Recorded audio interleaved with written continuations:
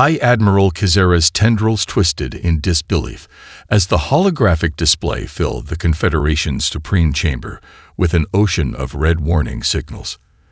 The ancient crystalline walls, usually gleaming with the soft blues and greens of routine space traffic, now pulsed with an urgency not seen in 3 centuries of galactic peace. "Impossible," the Admiral whispered, their multifaceted eyes reflecting the countless ships appearing at the edge of known space. Each vessel bore an unknown design that defied Confederation classification protocols. No smooth, organic lines like the Mercathi fleet, no crystalline structures like the Vordax Empire's ships, and certainly nothing resembling the geometric precision of their own vessels. Senior Analyst Vexthor slithered forward, their scaled form catching the crimson light. "The numbers continue to grow, High Admiral. Our deep space arrays have counted over 10,000 vessels, with more emerging from the Forbidden Zone every standard hour." The chamber's atmosphere grew heavy with the released stress pheromones of 24 species representatives. The Forbidden Zone, a vast region of space long quarantined due to its lethal radiation levels, had been written off as a natural barrier, a dead zone where even the hardiest exploration drones failed within hours of deployment.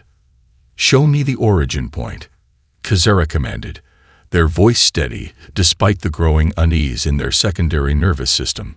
The holographic display shifted, zooming into a region that had been labeled simply as uninhabitable for the past 50,000 years. The data streams painted a picture that challenged everything they thought they knew about spatial navigation. These ships weren't just surviving in the radiation. They were using it, their energy signatures suggesting technology that should have been impossible for any known species to develop. "We're detecting internal atmospheres within the vessels," reported Security Director Melloran, their chitinous fingers dancing across the control interface. "Life signs, billions of them. These aren't automated ships or probes. Whatever built them has populated them with living crews." Kizera's decision matrix processed the information with growing concern. The largest Confederation fleet ever assembled had numbered barely 5,000 ships. This unknown force had already doubled that number, and more kept appearing. "Have they made any aggressive moves?" the High Admiral asked, already planning multiple response scenarios. "None, High Admiral," Vexthor responded. "They're maintaining a perfect holding pattern, almost as if," the analyst hesitated. "Speak freely." "Almost as if they're waiting to be welcomed." The chamber erupted in confused discussions, each species' representatives adding their own theories to the cacophony. Kizera raised all 4 arms, commanding silence. "Order," they demanded. "We are the Galactic Confederation. We have faced unknown species before. We have protocols." But even as they spoke the words, Kizera knew this was different. No species had ever emerged from the Forbidden Zone. No species had ever appeared with such overwhelming numbers from the start, and none had ever displayed such advanced radiation-based technology. "Prepare the diplomatic vessel Star Whisperer," Kizera commanded. "I want our most experienced first contact team assembled within the hour." And they paused, making a decision that would echo through history. "Alert the Genesis archive keepers. Something tells me we're about to need access to the old records." As the chamber emptied, Kizera remained, their eyes fixed on the display of the ever-growing fleet. In all their years of service, they had never seen ships like these. Angular, efficient, and bearing what appeared to be massive energy collection arrays, unlike anything in known space.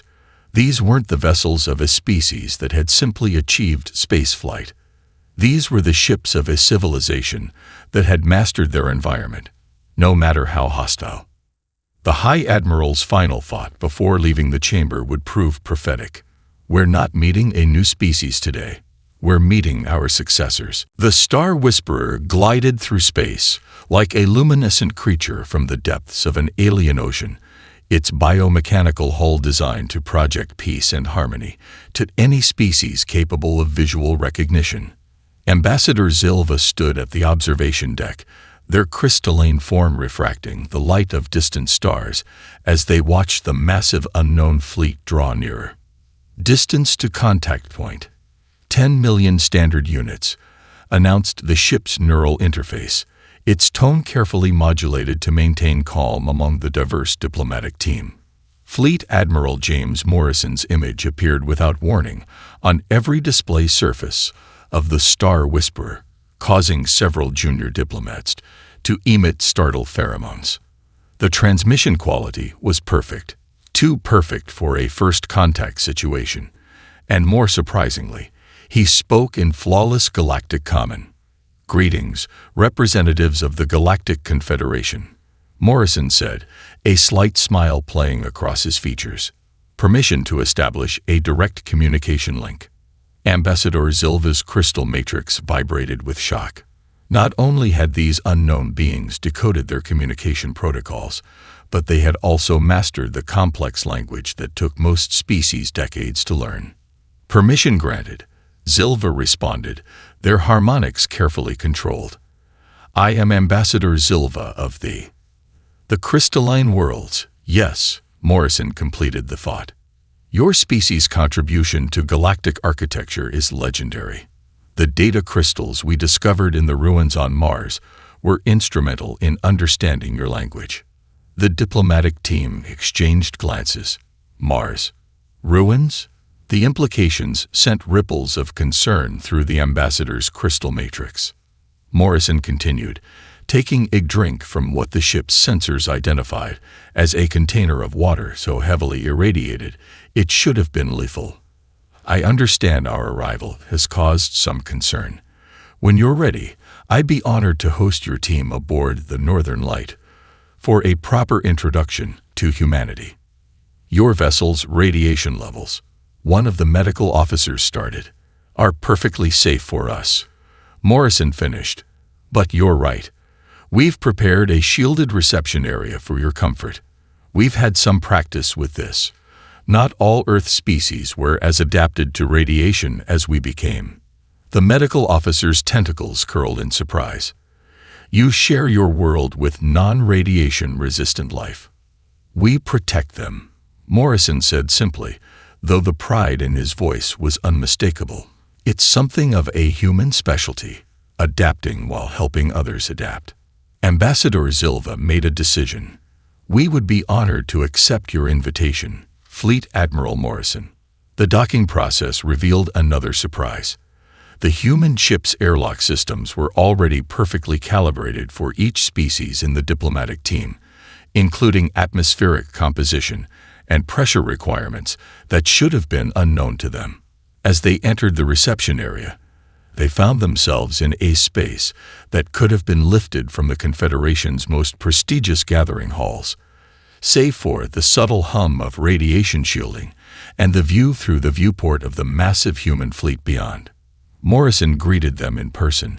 His uniform bears marks that the team's cultural analysis software identified as indicators of long service and high achievement.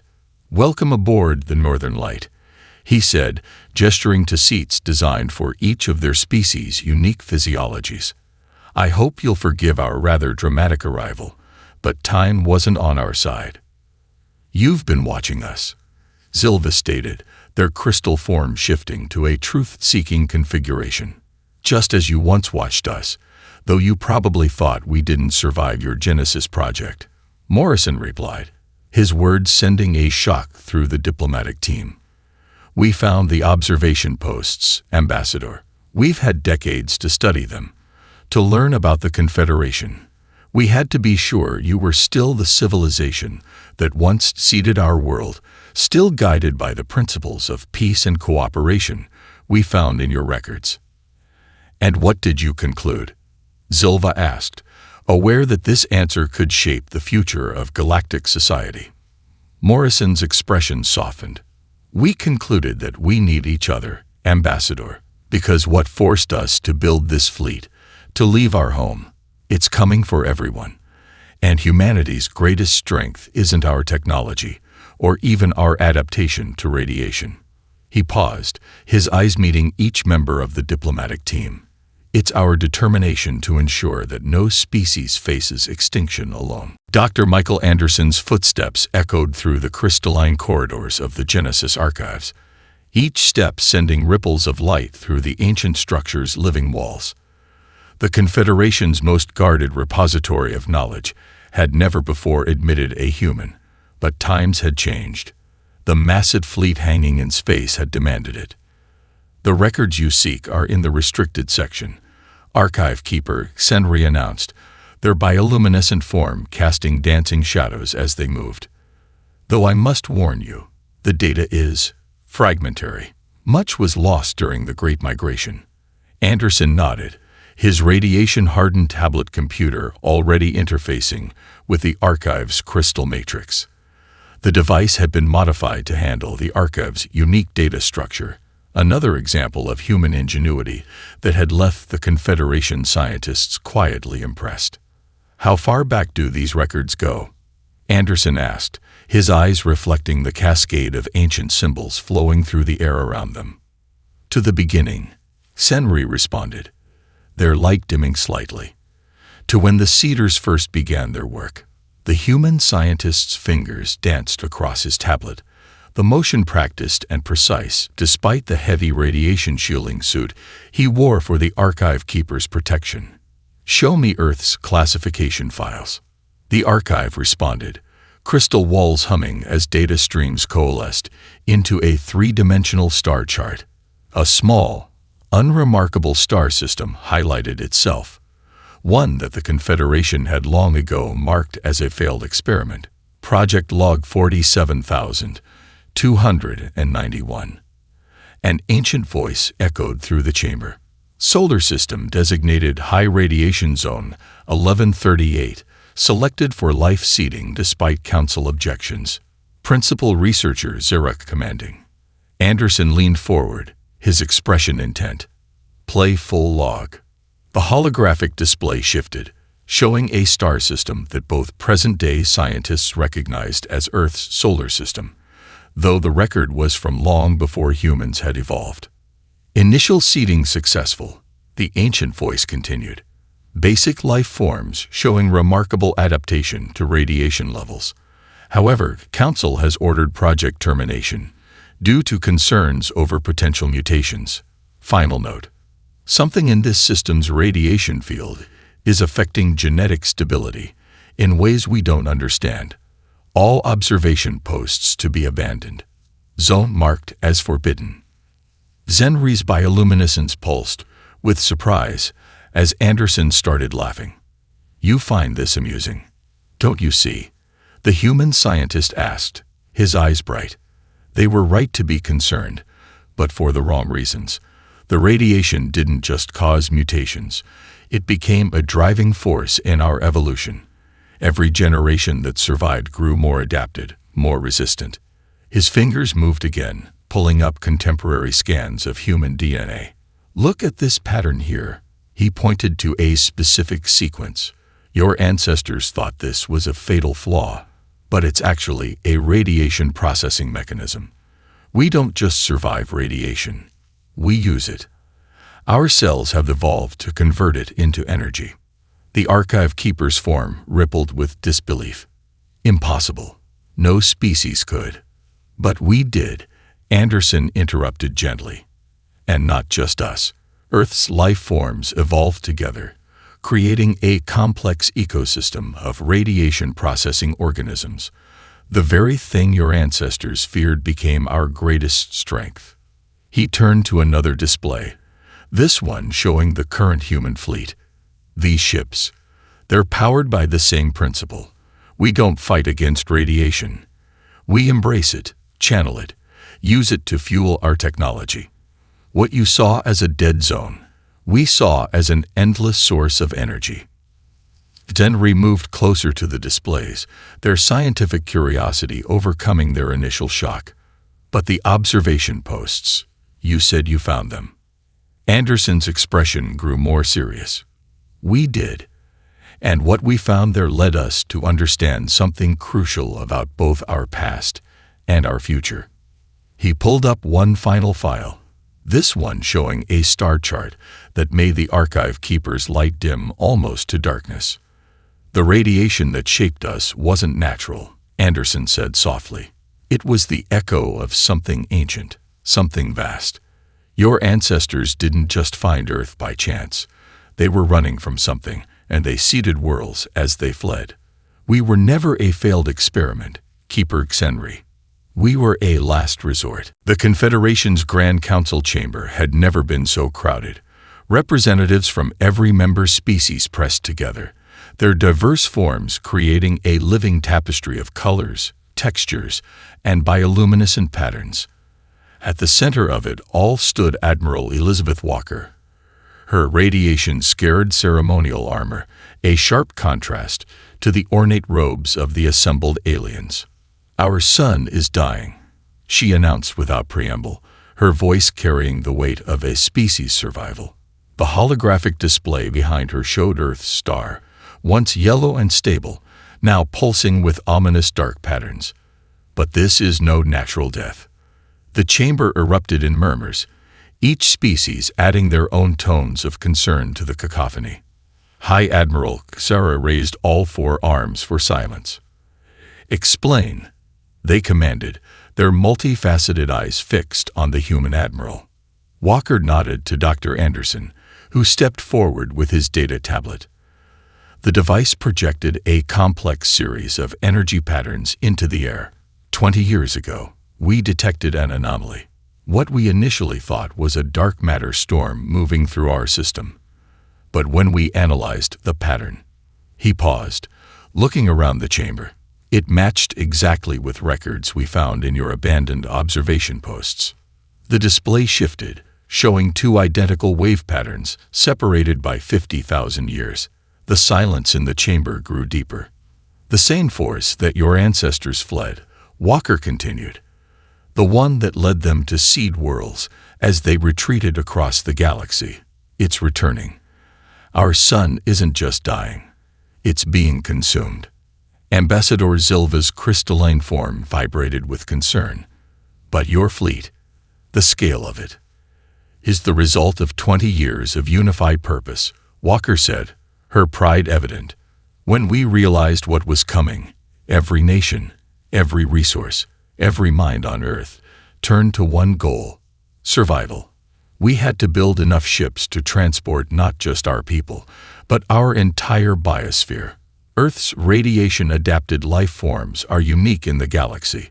We couldn't risk losing any species that might help us fight what's coming." The display changed again, showing the interior of one of the human ships. Multiple levels of self-contained ecosystems were visible, each maintaining a different environment from Earth. 50,000 ships, Walker continued, each one a self-sustaining ark, powered by the very radiation that shaped us. We've evacuated 8 billion humans and samples of every species on Earth. The ships you see are not a war fleet. They're lifeboats. High Admiral Kizera leaned forward. "And the technology that powers them. The ability to harness radiation that would kill most species. Necessity," Dr. Anderson answered. "We had no choice but to master it. The same radiation that your ancestors feared became our shield, our power source, our future. Every ship in our fleet contains technology that can convert deadly radiation into usable energy."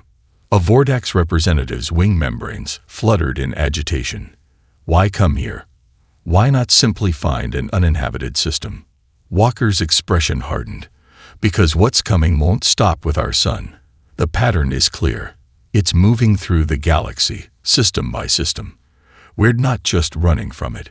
We're here to help you fight it." She gestured, and the display showed a time-lapse of star systems going dark across the galaxy's history. Your ancestors saw this coming. The Genesis Project wasn't just about spreading life.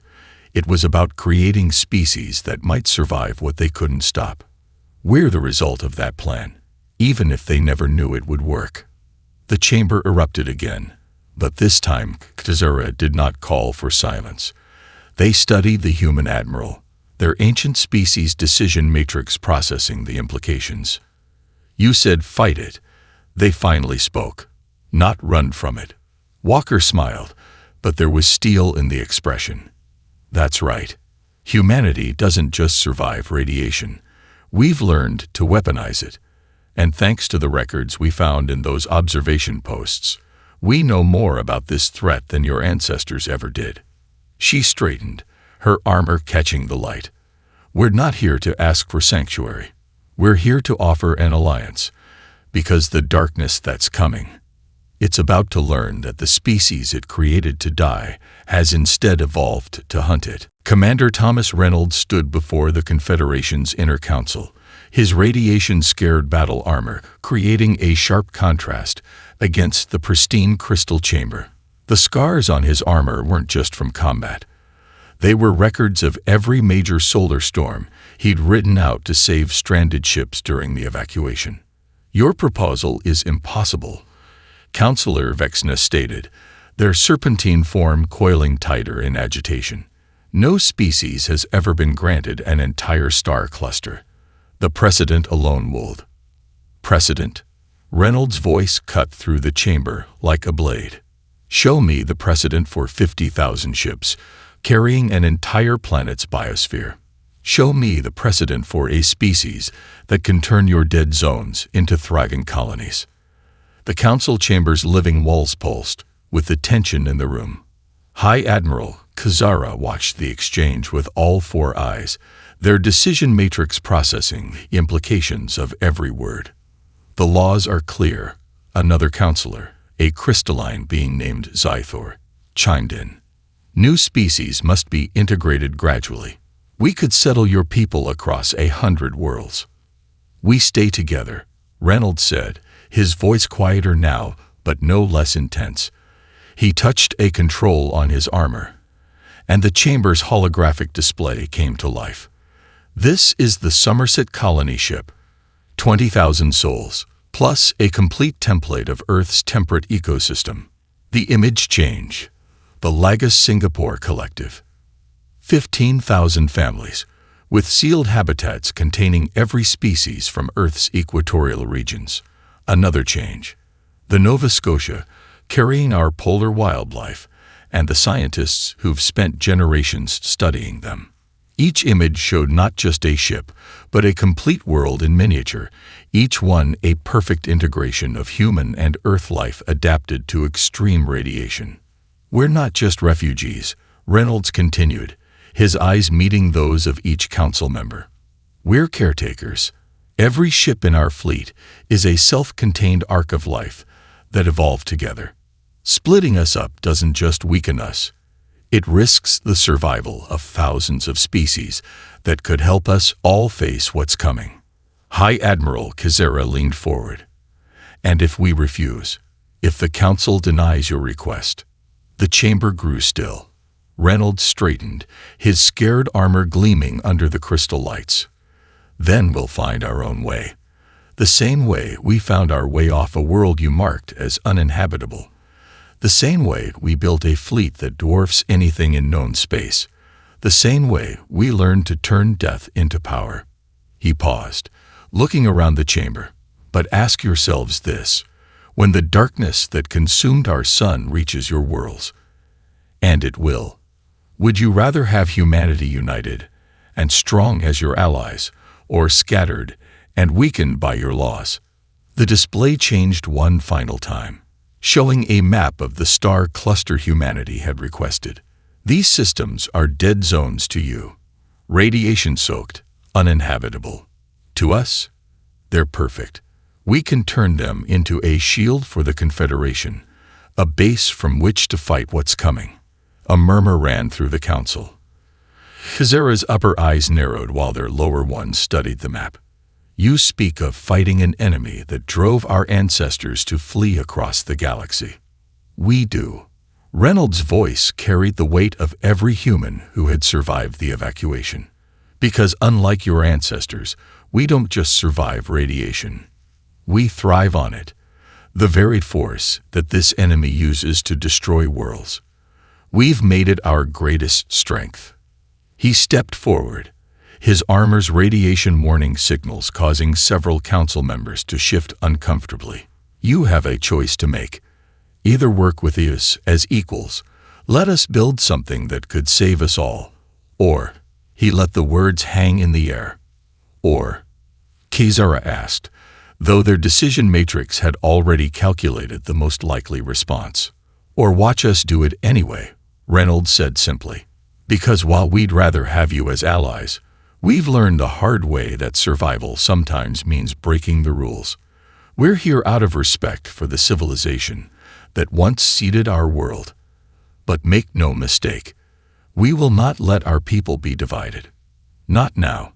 Not ever." Admiral Jessica Blackwood watched from the bridge of the Terrestrial Dawn as the Confederation blockade formed around her fleet section. 12 heavy cruisers, each one representing the peak of conventional space combat technology, moved to create an impenetrable net of energy fields and weapons coverage. "They're hailing us, Admiral," Lieutenant Sarah Chen reported, her hands dancing over the radiation-hardened control interface. "The Vordax commander demands our immediate withdrawal from the restricted zone." Blackwood allowed herself a small smile. The restricted zone had been designated as such because its radiation levels made it impassable to Confederation ships. To the Terrestrial Dawn, it was little different from home. "Send them our standard response package," she ordered, settling back in her command chair. The chair's surface rippled, its radiation processing biotech adapting to her body's unique energy signature. On the main display, the Vordax commander's insectoid features contorted in what passed for surprise among their species. The standard response package wasn't a message, it was a complete technical analysis of their ship's vulnerabilities, compiled in real time by the Terrestrial Dawn sensors. "Impossible," the commander chittered. "Your sensors cannot parse your shield harmonics through the radiation." Blackwood finished. "Cannot identify the structural weak points in your hull design. Cannot map the power distribution network that keeps your ships running." She leaned forward. "Commander, we built our entire civilization in radiation that would melt your sensors. Did you really think we couldn't see through your defenses?" The bridge crew maintained their professional composure, but pride radiated from them as clearly as the energy fields that kept their ship running. They had trained for this, prepared for the possibility that not everyone in the Confederation would welcome humanity's arrival. "You have 10 minutes to stand down," the Vordax commander declared, their mandibles clicking in agitation. After that, nothing," Blackwood interrupted. "Lieutenant Chen, initialize the radiation wake." The Terrestrial Dawn hummed to life, its revolutionary drive system beginning a process that no other species had ever mastered. The ship didn't just deflect or shield against the surrounding radiation. It began to actively draw it in, creating swirling eddies of energy that the human crew had nicknamed solar wings. On the surrounding Confederation ships, alarms began to blare. Their carefully maintained shield harmonics started to fluctuate as the radiation patterns around them shifted in ways their systems had never been designed to handle. "Their shield strength is dropping," Chen reported calmly. 60%, 40, 20. The Vordax commander's image returned, this time with an edge of panic in their voice. "What are you doing to our ships?" "Nothing harmful," Blackwood assured them. "We're simply doing what we've always done, reshaping radiation to serve our needs. Your ships are in no danger, but they are, as of now, unable to generate weapons-grade power or maintain their defense screens." She stood, her armor's surface catching the light from the swirling energy fields visible through the bridge viewport. "This is not an attack, Commander. This is a demonstration. The same technology that lets us survive in restricted zones can render any conventional space combat technology inert. We don't want to fight you. We want to share this technology, to help you prepare for what's coming. The blockade began to break formation, their ship's systems unable to maintain position against the controlled radiation storm the terrestrial dawn had generated. High Admiral Kazera's voice cut through the channel. "Enough," they declared. "The demonstration is clear, Admiral Blackwood. The Council will reconvene." As the Confederation ships retreated to a safe distance, Blackwood turned to her crew. "Stand down the wake, but maintain combat readiness. And send a message to Fleet Command. Tell them the Hardliners have been shown the first layer of our capabilities. Let's hope we don't need to show them the rest." Lieutenant Chen's console chimed. "Admiral, we're receiving messages from 30 different Confederation worlds. They're all requesting technical exchange programs." Blackwood nodded. "Sometimes, the best way to make friends was to show them just how dangerous you could be as an enemy. Send them our standard first contact package. It's time they learned that humanity's greatest power isn't our technology. It's our willingness to share it." The Grand Hall of Concordance stretched before General William Harrison, like a living cathedral, its crystalline walls pulsing with the combined bioelectric signatures of 100 species representatives. The demonstration by the terrestrial dawn had changed everything. Now, instead of facing resistance, the human delegation found themselves at the center of the galaxy's largest technology exchange summit in recent history. "The applications are far beyond military use," Harrison explained, his holographic display showing a dead world being transformed by human radiation processing technology. "What you call death zones, we see as gardens waiting to bloom." The assembled representatives watched in fascination as the simulation showed how human ships could harness and redirect lethal radiation, creating controlled areas where life could take root. Behind Harrison, Dr. Anderson operated the controls, adding layer after layer of detail to the presentation.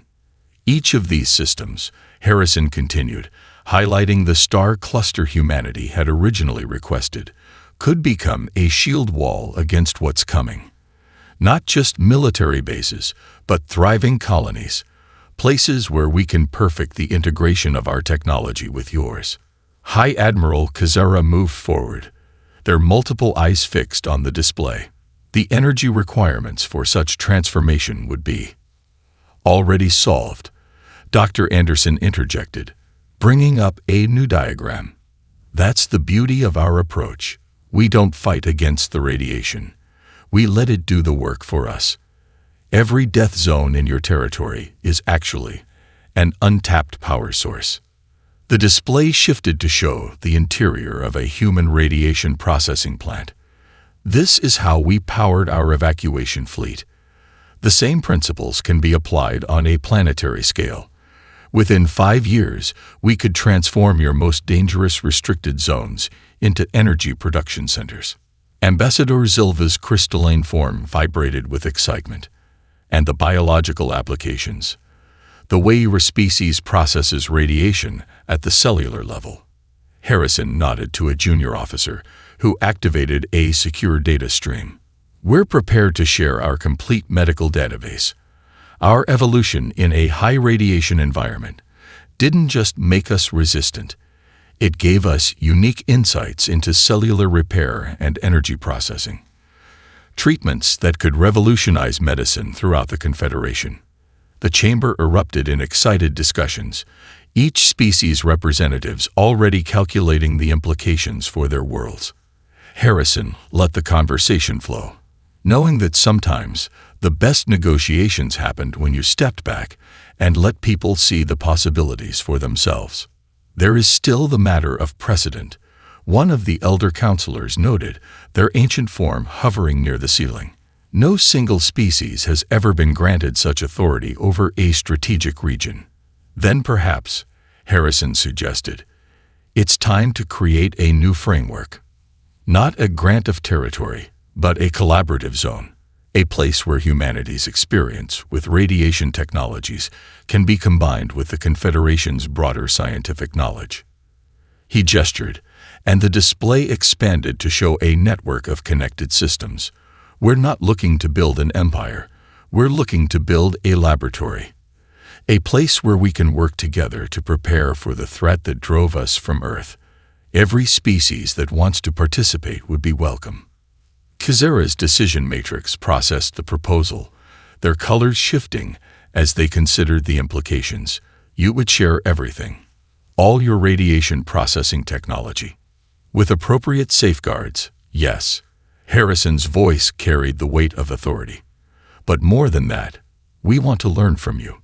Our technology evolved in isolation, focused on one specific challenge. Imagine what we could create together. The display showed a final image, a series of dead worlds coming to life, their deadly radiation transformed into networks of power and protection. The choice before use is simple, Harrison concluded. We can either let the old laws limit us, or we can build something new. A network of worlds that turn the galaxy's greatest hazards into its greatest assets. He looked around the chamber, meeting the eyes, optical sensors, and various sensory organs of each species' representatives. The darkness that consumed our sun is coming, but when it arrives, it won't find divided species running in fear. It will find us united, having turned its own weapon into our shield. The only question is, are you ready to build that future with us? High Admiral Kizera stood on the observation deck of the Phoenix Rising, Earth's new flagship, watching alongside Fleet Commander Robert Sterling as the first wave of terraforming began. Below them, a dead world that had been written off as too radiation-soaked for life was about to be reborn. Your people work quickly, Kizera observed, their multifaceted eyes taking in the massive formation of human ships. Each vessel had positioned itself in a precise pattern, creating a web of controlled radiation fields that stretched across the planet's upper atmosphere. We had practice, Sterling replied, his hand resting on the deck's radiation-responsive control panel. Converting dead zones into habitable space was how we survived on Earth. The only difference now is the scale. The first phase began as planned. Hundreds of ships activated their radiation processing arrays simultaneously, their energy fields interlocking in a display that made the planet's atmosphere shimmer with controlled power. What had once been lethal was being transformed into life-giving energy. Radiation levels are stabilizing in the upper atmosphere, reported Dr. Emily Parker, her hands moving across the bio-enhanced control station. Beginning Phase 2. Introducing the first wave of radiation-adapted microorganisms. From the ships descended countless pods, each containing species that had evolved alongside humans on Earth. Bacteria that could process radiation, algae that thrived in high-energy environments, and the building blocks of a new biosphere. 3 months, Kizera mused, their secondary brain still processing the implications. In 3 months, you'll transform a death zone into a garden. Sterling smiled. That's just the beginning. Watch. The display shifted to show the broader star cluster. Already, human ships were moving into position around other dead worlds, preparing them for similar transformations. What had once been a no-go zone for the Confederation was becoming a network of life-bearing worlds. The defense network will be online within a year, Sterling explained. Each transformed world becomes both a colony and a sensor platform, capable of detecting the same energy pattern that consumed our sun. Zera's colors shifted in what Sterling had learned was appreciation, and the technology exchange programs. Exceeding expectations. Your scientists are brilliant. They just needed a new perspective on radiation. The combined research teams have already developed 3 new applications we never thought of. Below them, the planet's surface had begun to glow with a soft, controlled radiance. The same force that had once made these worlds uninhabitable was now being used to power their resurrection. The Council has voted to create a new classification, Kizera announced. Your people will be known as the Shapers, not just for what you do to worlds, but for how you've reshaped our understanding of what's possible." Sterling turned from the view, his expression serious. "And the early warning network. Construction has begun in every sector. When the darkness comes, we'll be ready. Your radiation detection technology, combined with our faster-than-light communications." Kazera's outer eyes curved in their species' version of a smile. "We'll see it coming long before it sees us." A new alert chimed through the bridge. Dr. Parker's expression brightened as she read the data. "Sir, the first plant life has taken root on the surface. Earth species, radiation adapted. They're already showing signs of successful integration with the local elements."